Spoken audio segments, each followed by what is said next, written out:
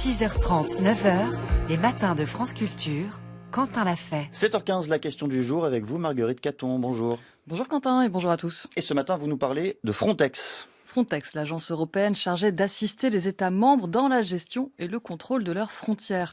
Depuis que son ancien patron, Fabrice Leggeri, a rallié samedi le Rassemblement national et la liste de Jordan Bardella aux élections européennes, sa mission et ses moyens reviennent dans le débat. La gauche dénonce une institution de répression des personnes migrantes qui ferait fi des droits fondamentaux. La droite regrette le manque d'ambition face à des arrivées irrégulières en masse et la pression des ONG. Pour débrouiller le mandat et la pratique de Frontex, nous recevons Ludivine Richefeu. Bonjour. Bonjour. Vous êtes maître de conférences en droit privé et sciences criminelles à l'université de Cergy-Pontoise. Un peu d'histoire pour commencer. Revenons en 2004, il y a 20 ans. Qu'est-ce qui justifie alors la création de l'agence et quelle mission lui confie-t-on ? Alors en 2004, l'objectif est de compenser la libre circulation instaurée au sein des frontières intérieures de l'Union européenne. L'idée est en fait de réguler fortement les frontières extérieures, de les protéger de l'arrivée d'étrangers en situation irrégulière, alors même qu'au sein du territoire de l'Union européenne, eh bien, il y a une libre circulation des personnes. Avec la crise de 2015, liée au printemps arabe et à leur répression, les moyens de l'agence ont puissamment été renforcés. Son budget est passé de 6 200 000 euros en 2005 à 754 millions en 2022. En 2027, Frontex comptera 10 000 agents. Alors, un petit mot sur ces personnels, Ludivine Richefeu. Qui sont-ils ? Des policiers, des militaires, des douaniers de toute nationalité ? Tout à fait, tout à fait. Des personnels qui sont rattachés normalement à la police, à la gendarmerie nationale, des gardes frontières, etc. De toute nationalité, des États membres qui participent à Frontex. Et puis, donc certains sont détachés par les États membres. Il y a un contingent détaché par les États membres. Et puis, il y a du entre guillemets, vrai personnel Frontex, cette fois-ci, du personnel de l'Union européenne. Et comment se répartissent les missions entre les deux ? Eh bien, les missions se répartissent de telle sorte que le personnel Frontex encadre parfois les opérations qui ont lieu, par exemple, en mer Méditerranée et vient soutenir, finalement, les opérations qui sont organisées, elles, par les États membres. De quand date l'autorisation d'être armé pour ces personnels ? Alors, l'autorisation d'être armé, elle a à peu près toujours été accordée, puisque ce personnel ou ces personnes détachées étant des policiers ou des gendarmes, ils ont dans leur État membre la possibilité de porter une arme. Et donc, si l'État membre qui gère l'opération d'interception maritime, par exemple, leur permet de porter leur arme et de l'utiliser, eh bien, ces personnes peuvent tout à fait en faire usage. Donc, venons-en maintenant à la mise en pratique de ce mandat, contenir la migration irrégulière. Qu'est-ce qu'exigerait le droit lorsqu'un départ est signalé ? Donc, par exemple, si on prend un exemple concret, on a une embarcation qui quitte les côtes tunisiennes. Quand est-ce qu'intervient Frontex ? Que demande le droit, vraiment ?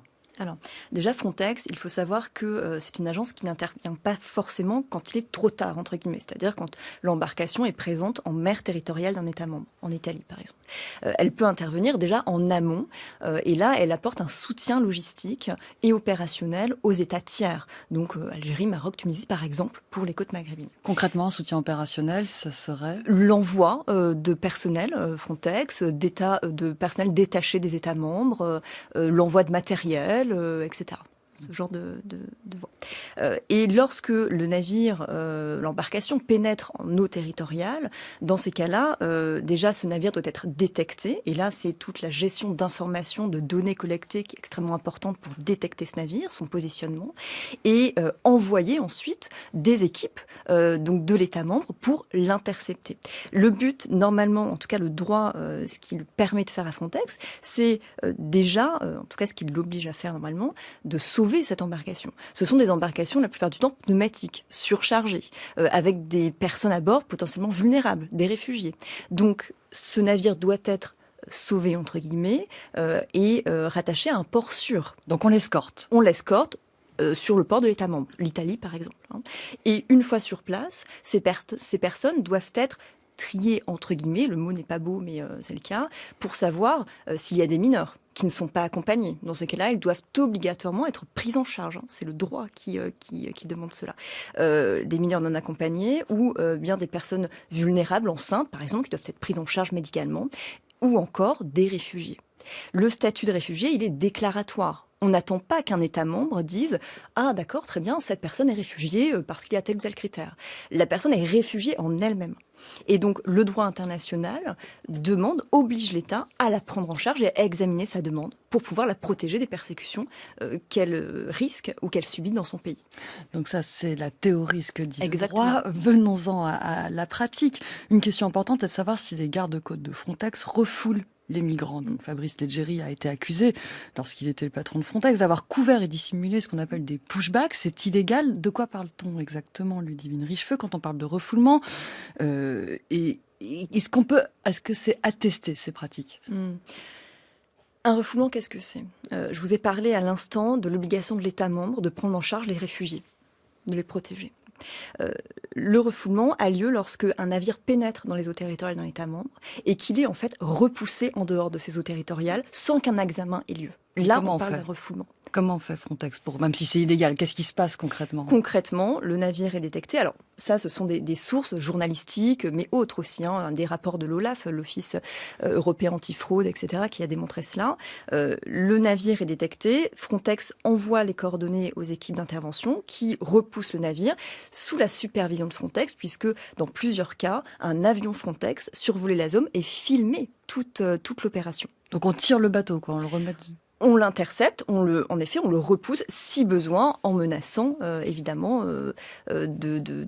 d'utiliser des formes coercitives. L'usage d'une arme est par exemple possible.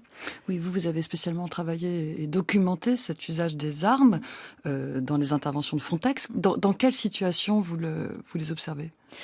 Les rapports d'incidents qui m'ont été transmis par l'agence démontrent que cet usage d'une arme est la plupart du temps effectué lorsque l'embarcation ne défère pas aux ordres de l'équipe d'intervention. On lui demande de se détourner d'une route migratoire. L'embarcation ne le fait pas. Il y a des avertissements qui sont effectués, mais si l'embarcation est encore récalcitrante, l'usage d'une arme est effectué. Mais dans tous les rapports d'incidents, il y a une phrase qui démontrerait que l'usage d'une arme est effectué en légitime défense. Parce que, évidemment, en droit international et national, l'usage d'une arme doit être nécessaire, proportionné à l'objectif. En quelques mots, Ludivine Richefeu, est-ce qu'à votre avis, contenir de la migration irrégulière, donc le mandat de Frontex, est compatible avec le droit? Est-ce qu'il n'y a pas finalement une contradiction même dans les termes ? Je pense que la contradiction même, elle naît de ce statut de l'agence dont vous avez parlé. Au fur et à mesure du temps, depuis 2004 et le règlement qui l'a créé, plusieurs règlements sont intervenus en 2016-2019. Et aujourd'hui, l'agence a un rôle fondamental en matière de lutte contre la criminalité transfrontière. Donc, la migration irrégulière est intégrée à cet objectif de criminalité. Il est difficile dans ces cas-là de protéger aussi les droits fondamentaux. Merci beaucoup, Ludivine Richefeu. Je rappelle que vous êtes maître de conférences en droit privé et sciences criminelles à l'université de Cergy-Pontoise. Merci à vous de m'avoir invité. Merci.